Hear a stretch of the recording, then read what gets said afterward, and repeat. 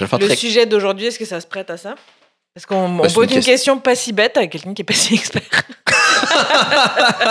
Bienvenue à Défaire le monde, je m'appelle Colin Boudria. Moi, je m'appelle Emma. C'est un podcast où on pose généralement des questions absurdes à des experts. Cette semaine, on reçoit Olivier Niquette, qui est un homme de radio qu'on connaît avec la soirée et la journée est encore jeune, et qui a un passé d'urbaniste, qui a étudié, qui a fait une maîtrise en urbanisme. Et il a aussi fait une émission sur le lien entre la santé et l'urbanisme qui s'appelle « Ma ville au rayon X ». Et il a aussi écrit un livre qui est... Les rois du silence. Les rois du silence, un livre sur les personnes introverties. D'ailleurs, on en parle, Olivier t'avait cité dans son livre. Ouais, je suis citée à 2 places dans ma vie, je suis fière de le dire. Une fois dans le livre d'Olivier Niquette et une fois sur le Wikipédia des vagins. Mais pourquoi exactement? C'est quoi l'affaire de Wikipédia des vagins? Mais je sais pas si c'est encore d'actualité. En fait, je suis pas... les vagins, ça reste d'actualité. Oui, mais je sais pas s'ils ont modifié la page depuis. Je suis pas citée, je suis référencée. J'ai écrit un article sur Urbania sur ça sent quoi une vulve. Et dans l'article Wikipédia des vagins, et à un moment donné, ils disent certaines femmes se sentent incommodées par l'odeur de leur vagin. Par exemple, Emma Berthoud. J'adore. Il vient de t'échapper plein de café limo dessus.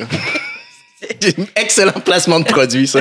Et on lui a demandé si l'urbanisme, c'est une vraie job et si ça fait pas juste gâcher les villes, le travail des urbanistes. On a eu beaucoup de plaisir. C'est un épisode super le fun. Et il faut qu'on fasse du placement de produit maintenant parce que on est commandité par mon affaire préférée. T'as même pas pu te retenir de l'ouvrir avant. Je l'ai déjà ouvert. On est commandité par Café Limo, qui est la meilleure boisson au monde. Puis pour vrai, je suis content. C'est moi qui les ai contactés pour faire du placement de produits pour eux. Puis en plus, ils nous ont offert un petit peu d'argent, fait qu'on est vraiment contents. C'est vraiment super bon.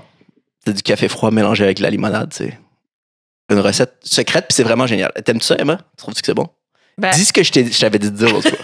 C'est vachement bon! Non, ce que je t'avais dit de dire, c'est je regrette d'être enceinte parce que je peux pas boire autant de café limo que je veux. Et sinon, vous pouvez aussi nous encourager, nous soutenir. Et si tu finis par faire un infarctus parce que t'en bois trop, ça va vraiment pas leur faire une bonne pub. Mais pour vrai, je suis complètement grindé sur le café limo. Là, on va se faire... Ceux-là, je les ai achetés en magasin pour qu'on puisse en parler, mais là, on va se faire livrer 4 caisses tantôt, puis ça va être dangereux. C'est comme habiter avec un dealer. Je vais les amener chez nous, là, ça se peut pas. Je sais pas si je vais être capable de me contrôler.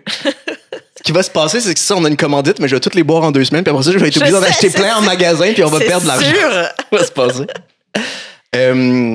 Mais vous pouvez aussi m'aider à acheter du café limo via notre Patreon. On a un Patreon qui vous donne accès aux épisodes plus rapidement, soit audio, soit vidéo, pour des frais minimes et négligeables. Vous pouvez aussi nous écouter sur YouTube et sur les plateformes d'écoute. N'hésitez pas à bien coter le podcast. Ça aide beaucoup pour le recensement, le référencement du podcast. Bonne écoute!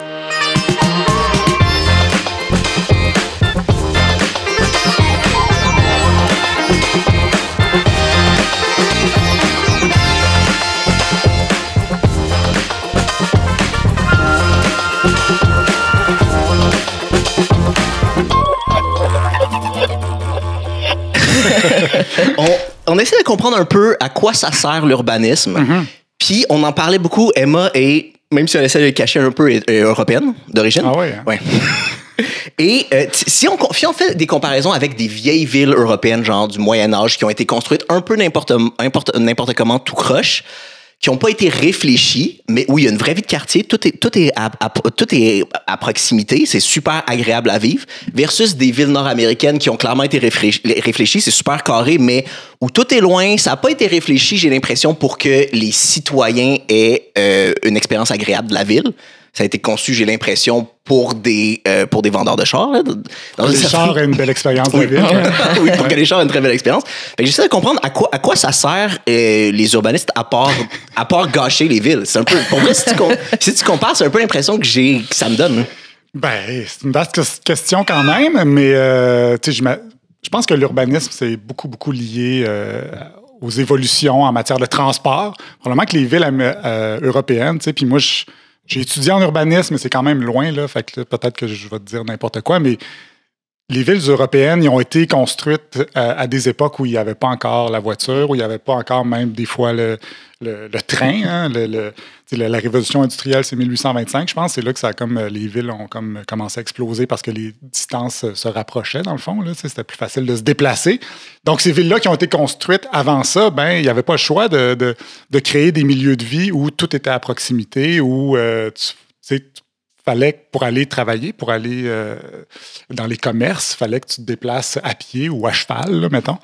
Fait que j'imagine que c'est pour ça que les villes ont été construites, ont cette allure-là maintenant, tandis que les villes nord-américaines, il n'y a pas de S à nord-américaine. Il y a une drôle de liaison. Ils ont été construites justement quand l'automobile est arrivée, puis ça fait des villes qui se sont étendues parce que les gens se sont dit... pour retrouver cette qualité de vie-là, je vais aller m'installer plus loin parce que c'est pas si long que ça me rendre à mon domicile. Je peux me le permettre. À l'époque, c'était pas si long que ça. Maintenant, c'est plus compliqué, là. Mais je pense qu'il y a de ça. Peut-être aussi une question peut-être que c'était moins, justement, planifié, ces villes-là, moins centralisé, la planification de ces villes-là, puis c'était plus des résidents du quartier qui décidaient comment ils allaient bâtir leur milieu de vie. C'est ce qu'on essaie aussi de recréer beaucoup maintenant avec la participation citoyenne, les comités de résidents, les ruelles vertes, puis tout ça. On veut que les gens s'approprient leur quartier puis qu'ils décident d'eux-mêmes de quoi ils ont besoin dans leur quartier à petite échelle. Mais la participation citoyenne, cela dit, je sais pas, peut-être que c'est ça le travail d'un urbaniste, en fait, c'est de faire de l'éducation, parce que dans ton quartier, ici où on est en ce moment, Colin, la participation citoyenne, c'est qu'ils ont fait des manifestations contre les pistes cyclables en énorme nombre. Ah oui, ils mettaient des punaises sur les pistes cyclables. Ouais. Puis ils manifestaient devant l'hôtel de ville d'arrondissement. Enfin. C'est ça, c'est sûr que c'est dans le monde dans lequel on vit, c'est sûr que ces affaires-là sont souvent hijackées par les plus crinqués. Puis ça, c'est un problème. Puis tu sais, moi, c'est ce qui m'intéressait beaucoup quand j'étudiais en urbanisme. C'est là-dessus que j'ai fait mon mémoire de maîtrise, comment on pourrait utiliser les technologies pour faire participer le plus de monde possible à définir leur quartier. Sauf que là, c'est ça. Dans le monde dans lequel on vit, on donne beaucoup de place, beaucoup d'importance aux gens qui crient les plus forts. Puis c'est souvent les gens qui sont contre des projets. Puis tu sais, j'ai l'impression que souvent, quand on parle de ces questions-là dans les médias, c'est ce qu'on entend, c'est le vox pop de TVA au coin de la rue. Puis là, tu as 3 personnes qui sont contre. Puis là, c'est comme si c'est ça l'opinion publique. Mais tu sais, quand tu parles... Tu sais, les gens qui en ont envie de ces projets-là, c'est pas eux qui vont sortir pour manifester, qui vont aller au conseil de ville parce que quand même, tu sais... faut quand même être motivé là, pour aller au conseil de ville, poser des questions. Puis, tu sais, moi aussi, dans mon coin, c'est comme ça. Là, sur Henri Bourassa, ils ont commencé là, à faire tout refaire le boulevard Henri Bourassa. Puis, il y a beaucoup, beaucoup de grogne. Mais ces affaires-là, c'est toujours la même chose. C'est qu'au début, le monde chiale, les commerçants chialent. Puis, là, 10 ans après, tout le monde est content. Fait que c'est ça. C'est difficile, mais faut le faire, je pense. Là. Mais c'était quoi tes idées dans ton mémoire pour favoriser la participation des gens? D'utiliser les technologies. En fait, moi, ce que j'ai fait, c'est que il y a 20 ans. Là. Les technologies, c'est vraiment pas de pointe, mais oui.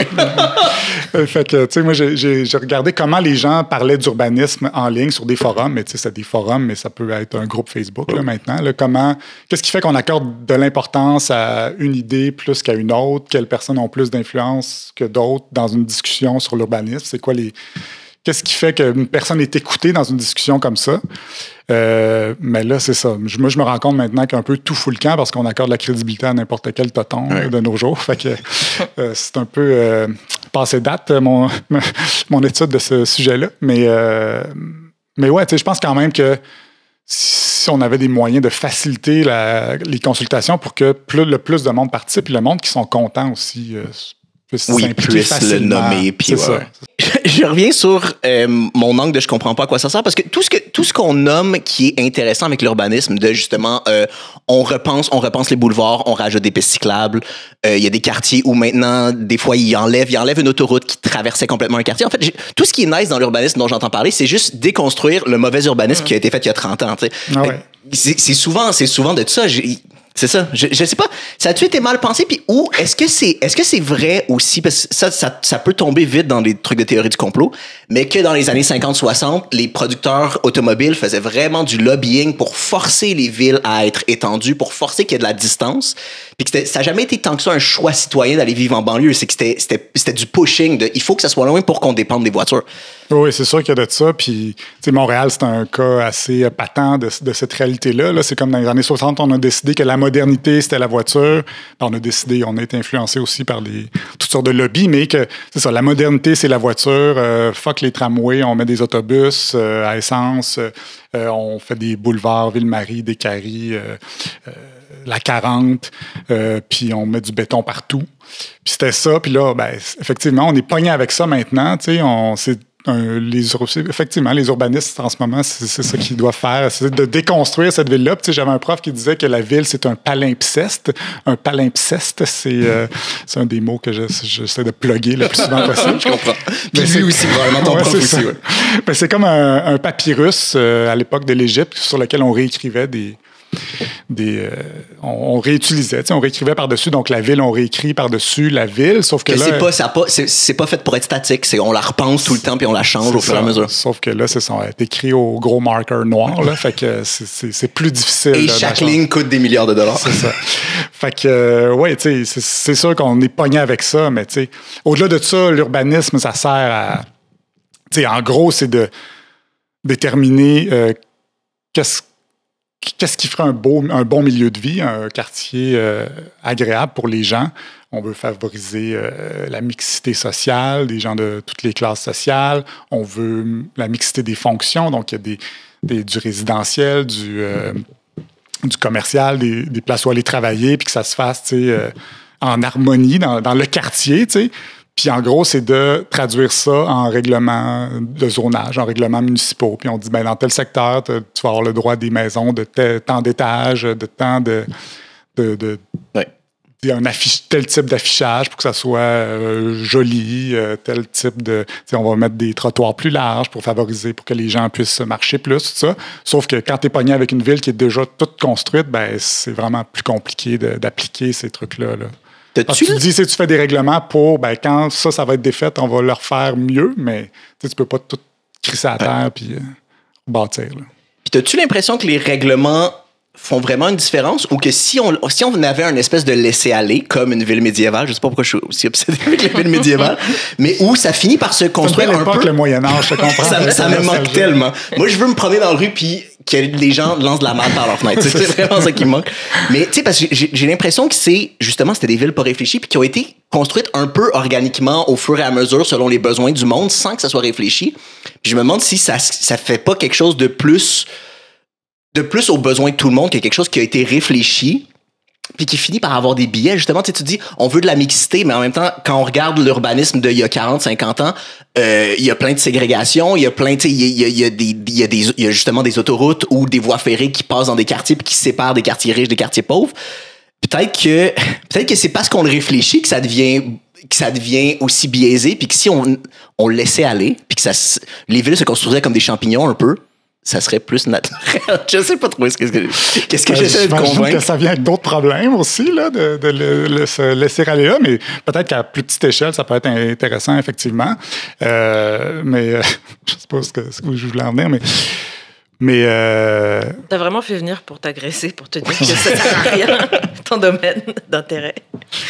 Mais non, mais tu sais, parce que oui, ça peut avoir des avantages de l'espèce d'anarchie, puis tu sais, je me souviens d'un projet qu'on avait fait quand j'étudiais en urbanisme, c'était la rue nue, c'est-à-dire que une rue avec aucune signalisation, pas de trottoir, rien. Là. Puis quand tu arrives là-dessus, les automobilistes, tout le monde est comme un peu plus vigilant, puis ça crée une sorte de sécurité dans ce chaos-là. Fait que il y a des initiatives comme ça qui peuvent peut-être, être utiles, mais j'imagine que si tu fais ça à grande échelle, ça peut poser problème. Puis aussi, tu sais, oui, les urbanistes de l'époque ont fait des villes biaisées, là, selon l'idéologie de l'époque, mais je pense que maintenant, de nos jours, ceux qui sortent, qui ont étudié en urbanisme, là, il n'y en a aucun qui se dit la solution, c'est de faire plus d'autoroutes, puis plus de parking, puis plus de centres d'achat. Il n'y a personne qui se dit ça. Maintenant, il y en a qui... Tu peux faire toutes sortes d'affaires. Quand tu étudies en urbanisme, là, tu peux devenir animateur de radio, mais tu peux... tu vas travailler dans une municipalité, justement, puis à toutes les échelles, là, Montréal ou Pointe-Négamouk, puis tu fais des règlements pour ces municipalités-là, mais tu peux aussi aller travailler pour un promoteur immobilier, puis là, ben, tu switches complètement le bord. Oui, finalement, c'est ça. Tu utilises ton expertise pour justifier certaines affaires. Ouais. Fait qu'il y a beaucoup de ça. On dit, il y a quelqu'un qui a écrit un livre, La Cité des promoteurs. Je connais juste le titre, je ne l'ai jamais lu. Mais c'est un peu ça. C'est les promoteurs immobiliers qui ont bâti beaucoup les villes en Amérique du Nord. Là. Fait que c'est ça, que l'idéologie...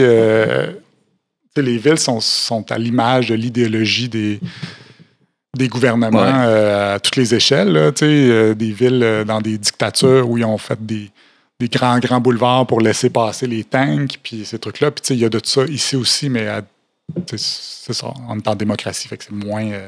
c'est pas le même genre d'empreinte idéologique, mettons. Puis de ce que je comprends de ce que tu dis aussi, c'est que là, la tendance, c'est vraiment d'être plus proche de ce que les citoyens veulent, puis de recréer aussi les trucs qui se font naturellement, comme les espèces de... Comment t'appelles ça? Les lignes de désir. Puis c'est ça. On essaie de voir ce que les gens utilisent déjà, puis on fait juste... On va paver les sentiers qui sont déjà faits par les citoyens. Ouais, puis tu sais, c'est ça. Faut pas oublier que c'est ce qui touche le plus le quotidien des gens, là, le niveau municipal, tu sais, puis c'est fou que les gens s'intéressent pas plus à la politique municipale. Mais en fait, on y pense jamais, mais c'est super important. Puis c'est souvent des trucs très locaux, mais qui ont des impacts globaux. Puis ça, c'est difficile de faire comprendre ça, les tenants et aboutissants de ça aux gens, parce que, tu leur dis, on fait telle petite affaire, puis on fait cette petite affaire-là à l'échelle de la ville, ça va peut-être changer votre vie dans 10-15 ans, tu sais. Mais l'envers de ça, c'est qu'on a des politiciens qui veulent être élus dans 5 ans. Fait que là, c'est ça. C'est finalement ça qui... c'est les projets, c'est lié beaucoup à la politique plutôt qu'à ce qu'on sait ce qui est la meilleure chose à faire. On sait c'est quoi, mais de faire comprendre ça aux gens, puis de te battre contre des politiciens qui se basent sur les réflexes des gens, l'instinct des gens, que, il me semble, si on veut qu'il y ait moins de trafic, on va faire plus de rues, puis plus de voies, puis tout ça, mais c'est pas instinctif.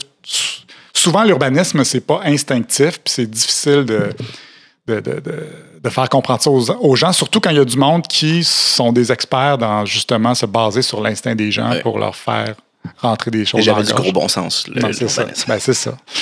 Fait qu'on est pogné avec ça, puis c'est le problème de l'urbanisme, je trouve, puis c'est le problème du monde en général.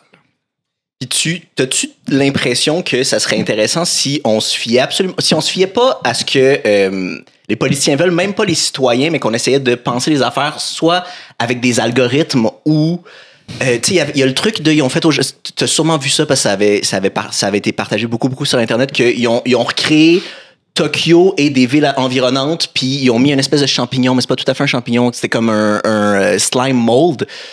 T'as pas vu ça? Que je te l'enverrai. C'est comme une créature qui appartient pas exactement aux champignons, mais qui trouve tout le temps le chemin le plus court et le plus efficace pour trouver de la nourriture. Fait qu'ils ont mis Tokyo, puis ils ont mis des villes environnantes qui étaient comme des sources de nourriture, et ils ont vu les chemins qu'ils créaient, puis ça créait des réseaux routiers qui étaient les plus intelligents, les plus rapides. Puis justement, il y a pas de biais ou de tendance de ce que les gens veulent. Puis ça pourrait être aussi un algorithme. C'est juste, il y a un robot ou il y a un champignon qui nous dit c'est quoi le chemin le plus rapide. Puis ça passe plus du tout à travers les humains. Je veux juste plus qu'il y ait d'urbanistes, en fait.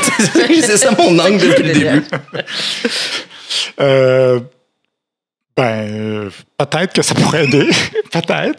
C'est ça. On peut utiliser ces technologies-là pour s'aider. Puis c'est sûr que on a beaucoup amélioré juste avec les Google Maps puis Waze, tout ça, d'optimiser nos trajets avec ça. Fait que c'est sûr qu'on va se rendre plus loin là-dedans puis qu'on va pouvoir définir nos villes pour que pour optimiser la circulation, idéalement l'abolir. Là. Moi, je serais plus là-dedans. Là. Mais tu sais, c'est ça, comme je disais, il y a des trucs qui sont pas full instinctifs en urbanisme. Je suis pas sûr que l'intelligence artificielle serait assez intelligente pour, tu sais, que... Il y a plein de petits détails qui seraient pas pris en compte puis qui nous pourriraient la vie après. Tu sais, comme il y a le fait que quand tu ajoutes des voies, ben au final, ça fait que pour un certain temps, oui, ça réduit le trafic, mais au final, ça fait qu'il y en a plus de trafic, où il y a aussi l'évaporation du trafic. Tu sais, des fois, tu fermes une voie, puis là, finalement, tu te rends compte que ça n'a rien changé sur le reste de la circulation. Tu sais, c'est un peu ce qui est arrivé avec le tunnel Louis-Hippolyte Lafontaine. Ils ont retiré plein de voies, mais finalement, tu sais, le monde se sont habitués, ils ont trouvé d'autres façons, ils ont réarrangé leur vie autour de ça, puis ça fait qu'il n'y a pas nécessairement plus de circulation parce que c'est fermé. Donc, tu sais, est-ce que ça serait peut-être intuitif pour une intelligence, mettons si tu mettais SimCity là, pour gérer nos villes, peut-être qu'il aurait tendance à penser qu'il faudrait rajouter des routes, là, mais c'est pas intuitif comme ça.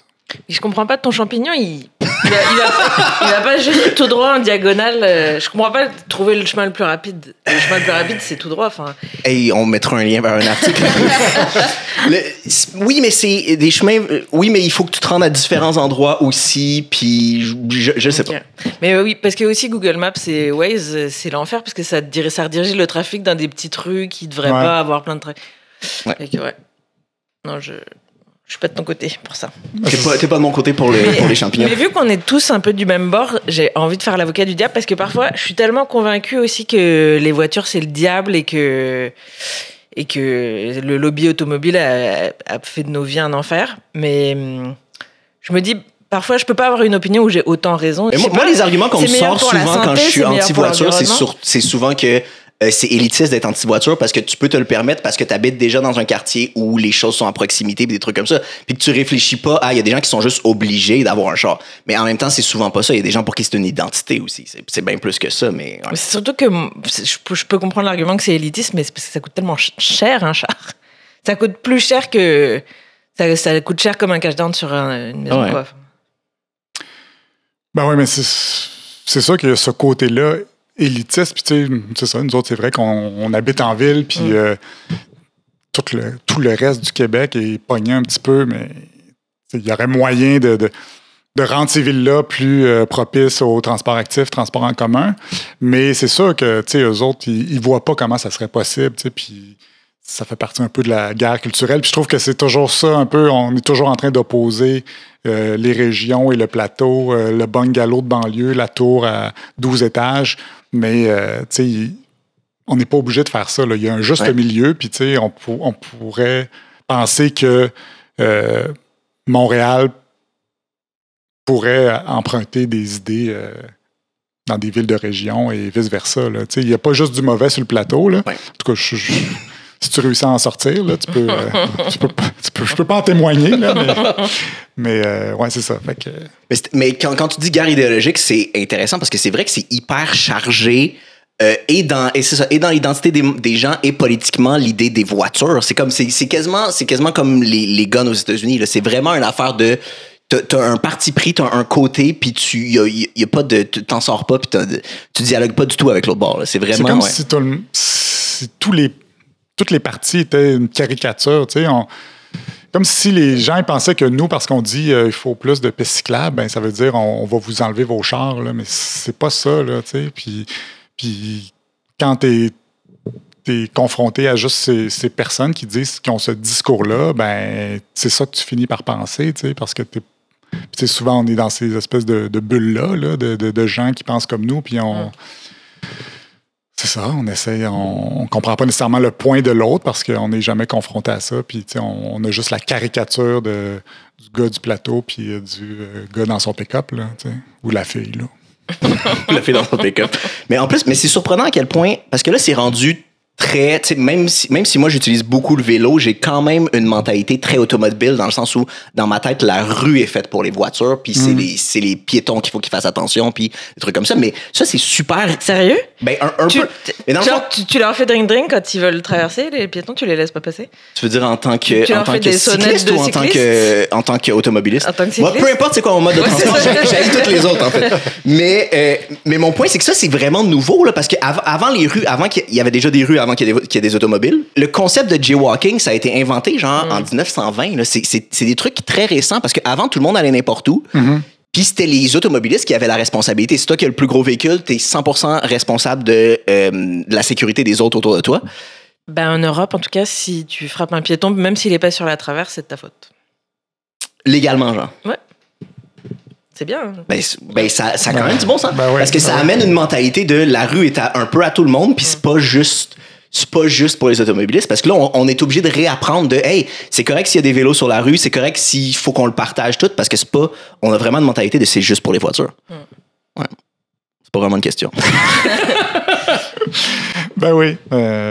Oui, tout à fait. Puis tu sais, il y a des gens qui travaillent très fort pour que ça reste comme ça, là. Tu sais. Puis moi, c'est ça qui me décourage un peu parce que les influenceurs médiatiques là, qui sont toujours frus des constructions à Montréal, puis des pistes cyclables, puis tout ça, ben, c'est souvent du monde qui habite à Saint-Lambert.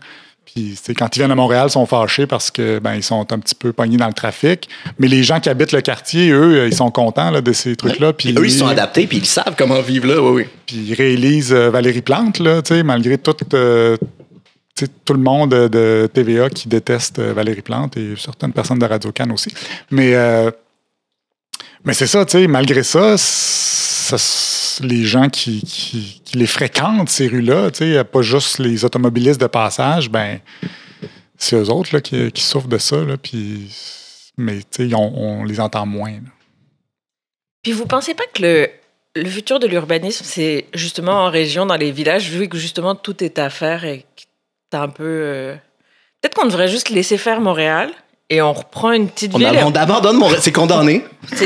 Ça, c'est fini et on repart d'une ville un peu loin où il y a juste une église et une boulangerie et après... Je sais que c'est bien intentionné ce que tu dis, mais c'est comme l'affaire la plus méprisante envers les régions de vu qu'il y a rien là-bas puis que tout est à créer parce que les gens, c'est des imbéciles. OK, mais t'es déjà allé dans une toute petite ville avec 400 habitants. Ouais. Je comprends ton point, mais c'est un peu vrai quand même. Oui, mais ça serait, mais comme ce que tu disais tantôt, c'est parce que là, il faut déconstruire pour pouvoir reconstruire. C'est plus facile de juste construire d'une façon bonne pour tout le monde, déjà dès le début. Ouais. Just saying. Mais je pense qu'on devrait changer de sujet des vélos et de parler de crise du logement, dans le fond. Parce que dans les villes européennes, c'est beaucoup C'est vraiment mieux.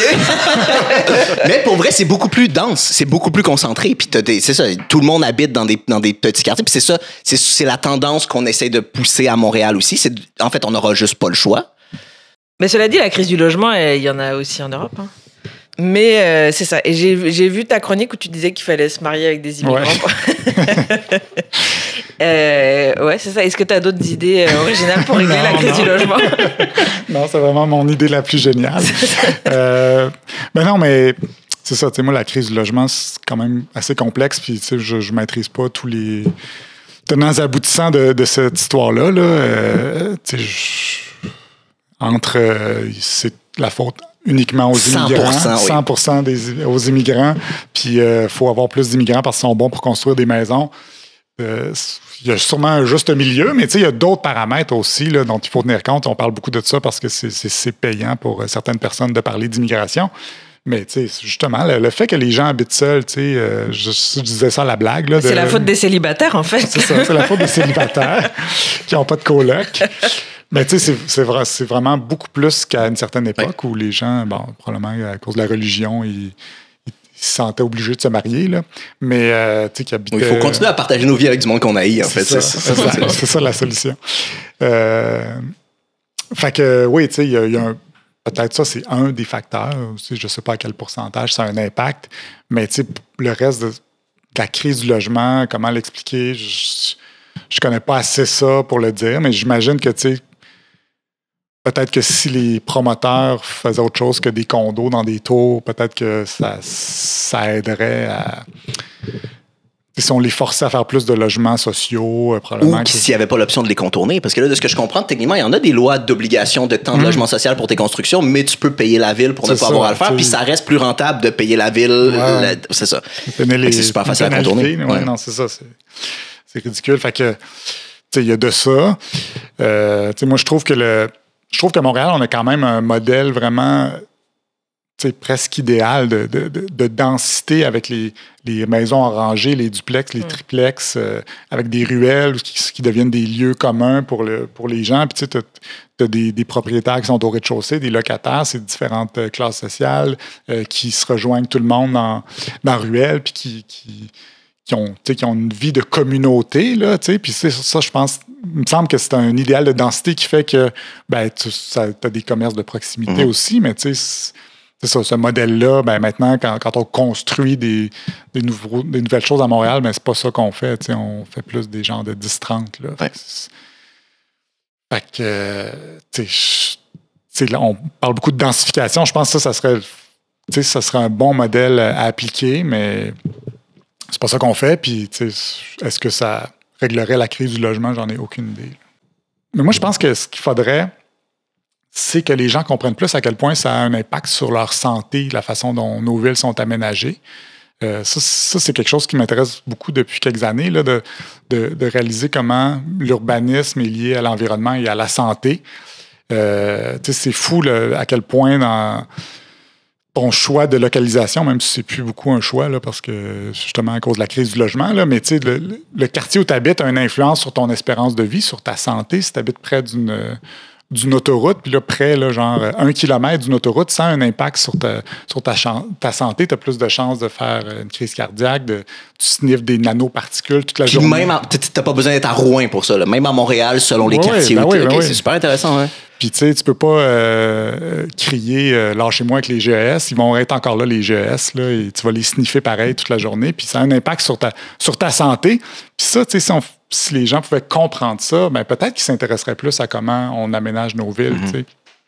Puis ça a aussi des effets économiques parce que ça a des effets sur le système de santé qui sont réels, là, tu sais. Puis c'est ça qui me fascine aussi dans ces gens-là qui se disent de la droite économique, mais qui sont pas capables de faire un calcul plus global de la situation, qui ne se rendent pas compte que si on ferait des économies. Là, on calcule le prix des affaires quand ça fit dans nos valeurs, mais pas quand ça irait contre ce qu'on pense. Ouais. Puis encore là, c'est une affaire de penser à long terme. Si tu te dis, on fait cet aménagement-là, dans 10 ans, tu vas gagner 2 ans d'espérance de vie, tu dis, ouais, mais ça va me prendre 15 minutes si les gens vivent plus longtemps, ils payent des taxes plus longtemps. Puis ça aussi, c'est rentable. Tous ces calculs-là, mais on le fait pas malheureusement, mais je pense que c'est ça.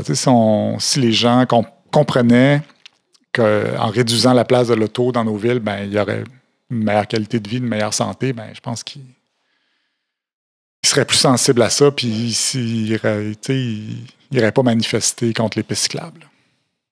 C'est ça, il y a des crises cardiaques, j'imagine l'obésité, les GES. C'est quoi les problèmes de santé auxquels j'aurais pas pensé, genre? Que notre quartier influence. Qui sont créés par le quartier où on vit.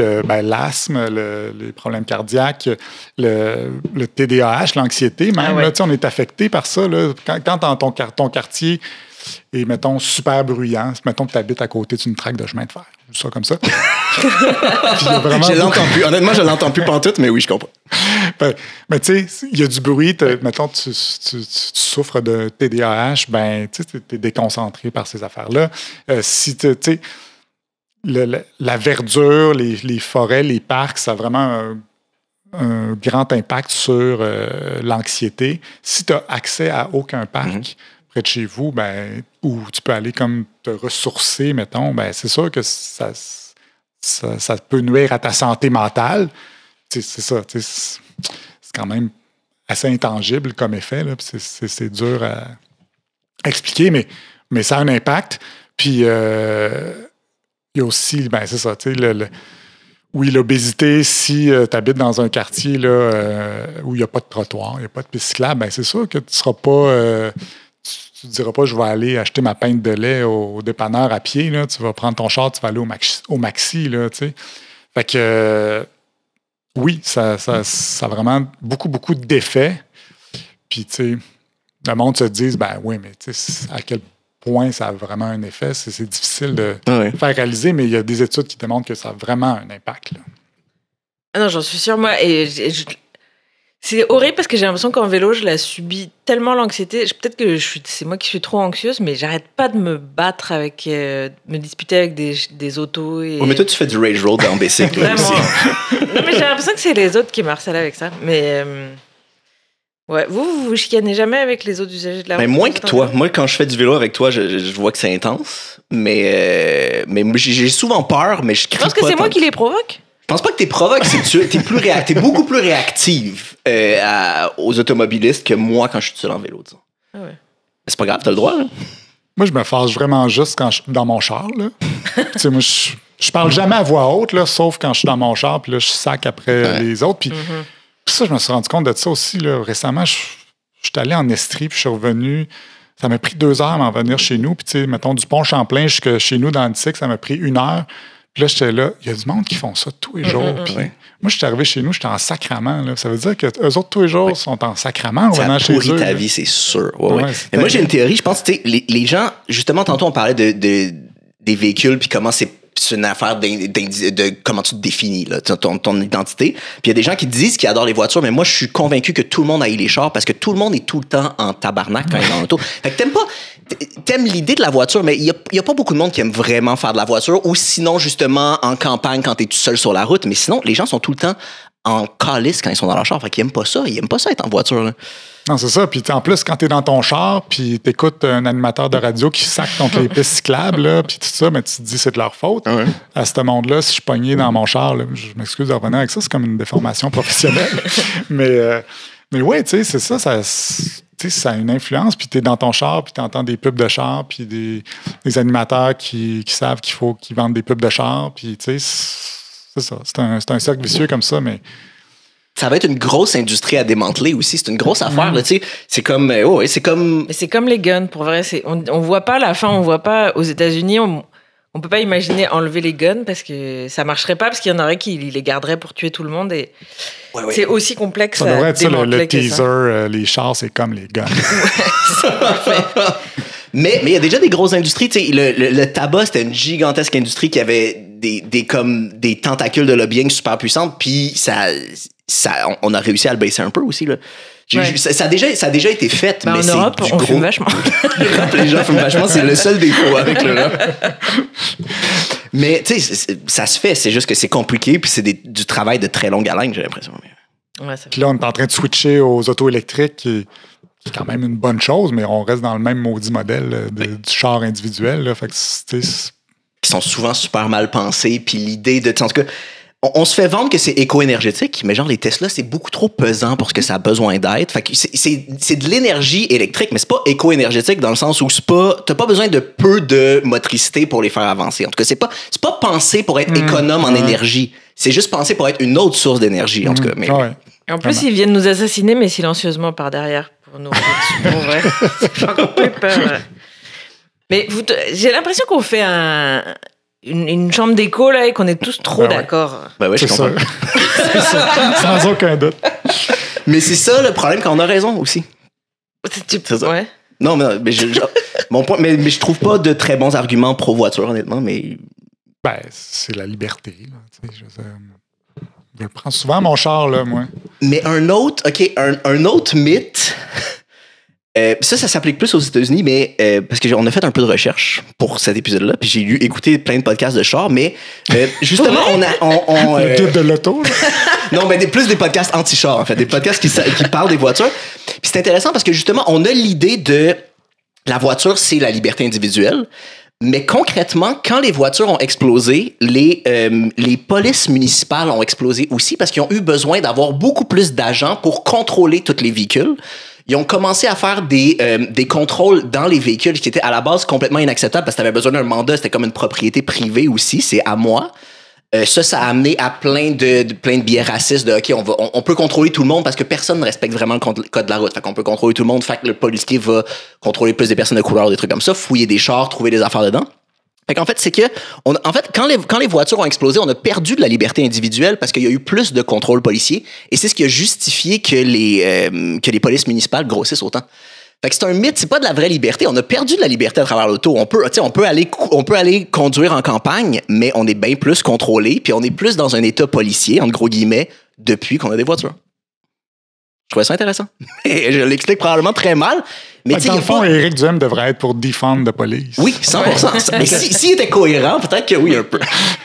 Ben c'est ça, ce que tu expliques là, c'est justement le problème de notre monde, c'est que il y a tellement de paramètres. Puis c'est pas intuitif, encore une fois. C'est ça, tu sais, on est pogné là-dedans. Puis...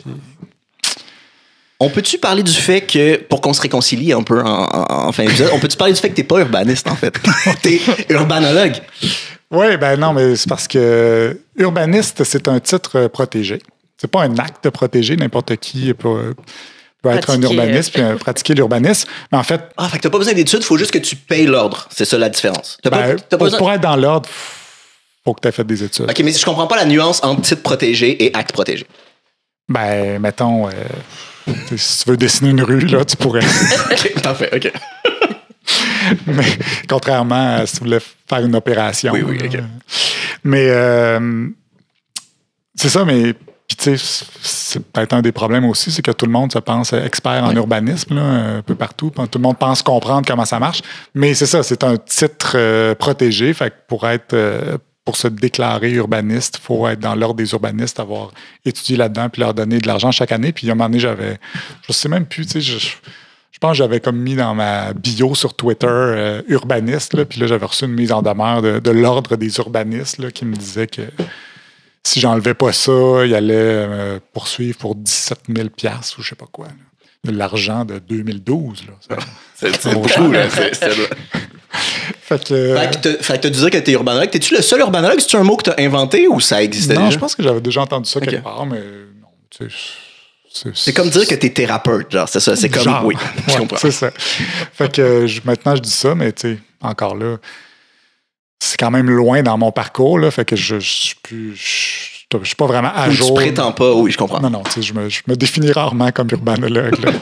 Je ne mets pas ça dans ma signature d'email. J'ai lu ça au début d'un article qui parlait de toi et je me suis dit, urbanologue. Ça paraît bien. C'est encore plus un spécialiste que je pensais. OK.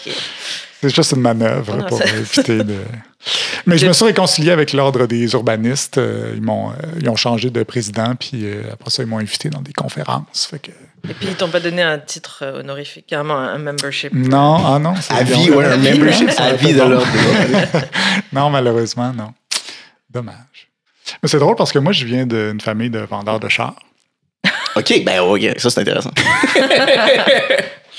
Puis, tu sais, c'est ça, mais j'ai jamais trippé sur les chars, puis personne dans ma famille non plus sont des tripeux de chars. Là. C'est juste de la business. Ça a donné comme ça. Usagé ou neuf? Neuf. OK. C'est pas plein de jugements, là. C'est correct de vendre des chars usagés. Là. Moi, j'encourage l'achat de chars usagés, mais OK. Fait que, ouais, tu sais, c'est ça. Puis, tu sais, j'ai pas de haine envers les chars, là. Tu sais, je reconnais, parce que c'est là-dedans que j'ai étudié, puis je reconnais que tous les grands problèmes de nos villes sont liés à ça, mais je reconnais aussi qu'en ce moment, c'est difficile de faire sans, là, puis surtout quand on est en région. Puis je comprends les gens là, qui habitent ailleurs puis qui nous écouteraient en ce moment, là, puis qui se disent qu'ils sont débiles. C'est pas réaliste pantoute pour moi. Là. Aucunement réaliste, puis c'est vrai que c'est pas réaliste. Là. C'est comme un mode de vie, puis eux autres, leur qualité de vie passe par ça. Puis quand j'écoutais cette année à une radio du Saguenay, puis les animateurs se plaignaient parce qu'ils ont installé des traverses, des feux pour les piétons sur le boulevard Talbot. Puis ça les ralentissait comme, mettons, de 5 minutes. Là. Fait que plutôt que d'arriver chez eux en 10 minutes, ils étaient chez eux en 15 minutes. Puis là, ça les fâchait, mais tu sais, ça fait partie de leur qualité de vie, là, ça, là, de ne pas être pogné dans le trafic. Puis je les comprends, là, parce que, comme je disais, moi, je suis en sacrament quand je suis pogné dans le trafic ici. Là. Fait que, c'est sûr que c'est frustrant. Là. Fait que, on peut pas leur imposer ça. Mais on peut quand même faire réaliser que ça a un impact. Puis, petit à petit... moi, je serais plus radical. Là, je raserais tout ça, puis je referais des nouvelles villes, mais c'est ça, je pense que c'est pas réaliste. Fait que, ça passerait pas bien. Si tranquillement, on essaie dans le discours public d'expliquer à quel point ça a un impact sur l'économie, la santé, puis pas juste... Et avec ton parcours professionnel, je pensais à ça... Tu as étudié en urbanisme, après finalement tu es allé dans les médias. Et est-ce que tu aimerais aller en politique pour voir qu'est-ce qui a le plus d'impact en fait? Parce que tu as sûrement plus d'impact comme personne médiatique que comme urbaniste. Je ne sais pas à quel point j'ai de l'impact parce que j'ai l'impression de souvent de prêcher à des convertis. Là. Ouais. Mais je pense le fait de passer aussi par l'humour, des fois ça aide à attirer des gens qui sont peut-être d'autres allégeances, puis qui vont peut-être réaliser des choses. C'est ce que j'essaie de me faire croire. Mais non, la politique, non. Même pas la politique municipale. Ben oui. Des fois, je me dis ça, mais après ça, je pense... je vois, là, mettons, là, moi, mes gars jouent au hockey. Fait que là, je me ramasse dans des soupers de bénévoles de hockey parce que je m'implique un peu là-dedans. Puis là, je vois le samedi soir, là, ma mairesse d'arrondissement, puis le député... C'est pas une vie, là. Qui sont là, qui sont dans un souper spaghetti un samedi soir. C'est vraiment pas... C'est pas tout le temps glamour non plus. C'est sûr que je veux pas faire ça. C'est sûr que non. Fait que non, même si... la job en tant que telle pourrait m'intéresser. Tout le côté politique, je pense pas que je serais bon là-dedans, là, de toute façon. Là. Mais en date, tout ce que je fais dans ma vie, c'est toutes des affaires que je me suis toujours dit que je serais pas bon là-dedans. Ouais, fait que peut-être qu'on sait jamais, là, mais je pense pas. Est-ce qu'il y a des trucs que tu voudrais plugger avant qu'on se quitte? Genre ton livre ou whatever. Y a-tu des trucs à propos de toi ou à propos de ce que tu fais que tu trouves qui sont pas suffisamment médiatisés puis que tu voudrais en profiter? Moi, la principale chose que je fais à part la radio, c'est mon infolettre. Oui. Ah oui, c'est vrai. À laquelle je suis abonné, oui. Ça, c'est...